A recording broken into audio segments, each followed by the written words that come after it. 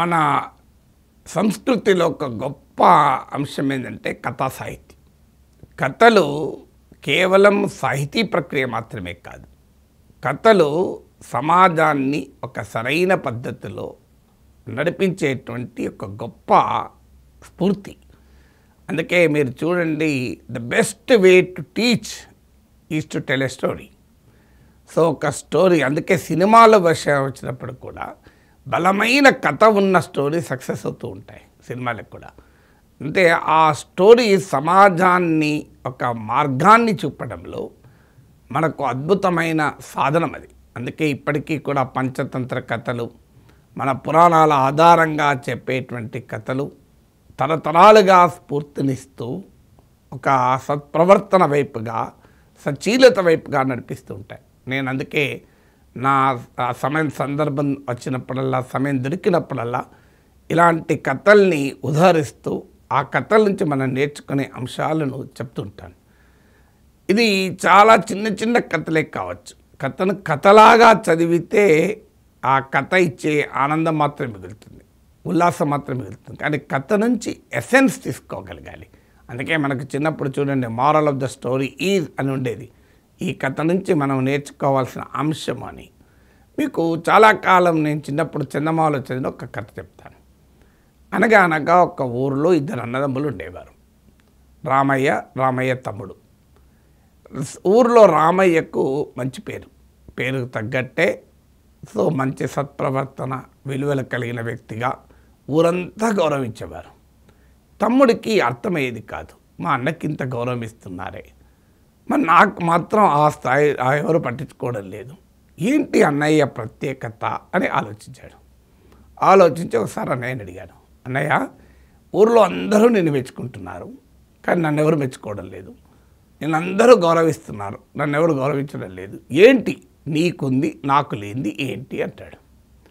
So అయితే అన్నయ్య ఏమంటాడంటే, రారా నా ఎంబడరా, ఊర్లో ఇవాళ నాతో పాటు ఉండు, నీకే అర్థమవుతుంది అంటాడు.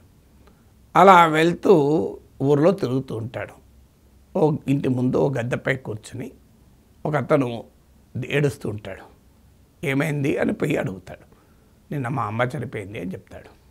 అయ్యో అంత పని అయిందా, ఎంత మంచి అమ్మ, ఆమె చాలా మంచిది కదా, అందరితో చాలా ప్రేమగా మాట్లాడేది, ఎవరినైనా చాలా గౌరవించేది, ఇంత గొప్ప తల్లి, అయ్యో అట్లాంటి తల్లి పోయిందా, బాధపడకు నాయన, నీకే కాదు ఆ తల్లి నాకు కూడా తల్లి లాంటిదే, ఊరందరికీ తల్లి లాంటిదే అని చెప్తాడు. తమ్ముడు ఇంటికి వచ్చాక ఏముందిలే ఇంతే కదా, నాకు కూడా నేనేం చేయలేనా అనుకుంటాడు. అని తెల్లారి తాను కూడా ఊర్లోకి వెళ్తాడు. ఆ ఊర్లోకి వెళ్తే ఒక అతను ఇలాగే బాధగా ఏడుస్తూ కూర్చుంటాడు. ఏమైంది అని అడుగుతాడు. అడిగితే 4 రోజులైంది మా భార్య చనిపోయి అంటాడు. సో ఈయన వెంటనే బాధపడకు, నీకే కాదు నాకు కూడా భార్య లాంటిది, ఊర్లో అందరికీ భార్య లాంటిది అంటాడు. దాంతో ఏడ్చేతను చెప్పి తీసుకొని వచ్చి కొడతాడు. సో తమ్ముడికి అర్థం కాదు, ఏంటి అన్నయ్య అన్నట్టు నేనన్నాను కదా అని. కానీ అక్కడే మనిషికి సమయస్ఫూర్తి. సో తల్లి అందరికీ తల్లి అంటే తప్పలేదు, కానీ మిగతా విషయాల్లో అదెంత నేరం. అందువల్ల అర్థం కావాల్సింది ఏంటంటే, కాపీ క్యాట్ ప్రవర్తన ఎప్పుడూ సాధ్యం కాదు. ఇంకొకరిని చూసి అనునయించకూడదు, ఆ వారి ప్రవర్తనలో ఉన్న సారాంశాన్ని తీసుకోగలగాలి. అందుకే మీకు soft skills, life skills, communication skills అని ఇప్పుడు ఆధునిక కాలంలో చెప్తున్నారు. ఈ సోకాల్ స్కిల్స్ అనేటువంటిది భావనే లేనప్పుడు మాలాంటి వారికి బాల్యంలో చందమామ కథలే సాఫ్ట్ స్కిల్స్, అవే లైఫ్ స్కిల్స్. జీవితాన్ని నేర్పే చందమామ, బొమ్మరిల్లు, బాలమిత్ర కథలు చదివితే, మన పౌరాణిక కథలు చదివితే, సో కథల్ని ఒక అంశంగా చేసుకొని సమాజానికి మంచి బాటను నేర్పేవారు. మీరు అందుకే ఈవెన్ పురాణాల్లో కూడా చూడండి, అందుకే చర్చ ఇప్పుడు అనవసరం చర్చ కూడా పెడుతుంటారు. రాముడు హిస్టారిక్ ఫిగరా కాదా, అర్థం లేని చర్చ. రాముడి హిస్టారిసిటీ నమ్మకపో అది పక్క పెట్టు, కానీ రాముని కథ సమాజానికి కావాల్సిన గొప్ప వాల్యూస్ని ఇచ్చింది అనే దాంట్లో ఎవరికి డిస్ప్యూట్ లేదు కదా. మతంతో సంబంధం లేదు, చరిత్రతో సంబంధం లేదు, రాముడు అయోధ్యలోనే పుట్టాడా లేదా తో సంబంధం లేదు. The very story of Ramayana inspires కదా. అందుకే మీరు గమనించండి, రామాయణ మహాభారతం లాంటి ఇతిహాసాలు, పురాణాలు వేల సంవత్సరాలుగా భారతీయ సమాజాన్ని ఇంతగా ప్రేరణ ఎందుకు కలిగిస్తున్నాయి? దానికి కారణం ఏంటి? కారణం ఆ సాహిత్యంలో ఉన్న గొప్పతనం కాదు, మాత్రమే కాదు, ఆ సాహిత్యం నేర్పేటువంటి విలువలు. ఇప్పుడు రామాయణంలో రాముడి జీవితం నేర్పుతున్న విలువల వల్ల అది రిలవెంట్.